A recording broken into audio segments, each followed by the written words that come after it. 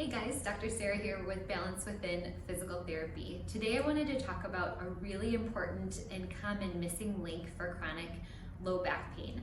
We see so many patients here at our practice. It really is a specialty of ours to put together missing links and missing pieces for people that have been suffering with back pain for a long time, even if they've seen a lot of different other providers without success. And what we see is that oftentimes if they see another physical therapist, maybe some core strength or some flexibility in their legs, a lot of exercises have been given, maybe they're looking at posture and alignment and some other pieces too, which is all great and good. We look at those things too, but there's some really important missing links such as the fascial system, a few other pieces we like to look at, but today I really wanted to talk about the pelvic floor.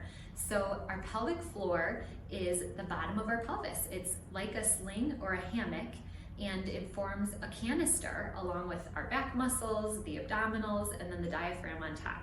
So if our pelvic floor is too weak, it can make it really tough for all of those other muscles, the abdominals, the back, the glutes, all of that to stabilize us really well. If the pelvic floor is too tight, it can actually tug and pull on our hips, on our back, on our pelvis, and oftentimes too, those pelvic floor muscles, they can have a trigger point in them, much like kind of a muscle not anywhere else in our body that can actually refer pain up into the back. So the tension and discomfort can be coming from the pelvic floor muscles, but it can feel like it's in your back itself. So I see a lot of people with low back pain with nothing else has been able to help them, maybe sacroiliac or SIJ pain. Sometimes it's pain deep in the buttock or even in the hip, since some of the hip rotators actually go out from the pelvic floor. They're part of the pelvic floor musculature itself. So there's all these really interesting ways that the pelvic floor is so important for our back and our body to feel really happy and healthy.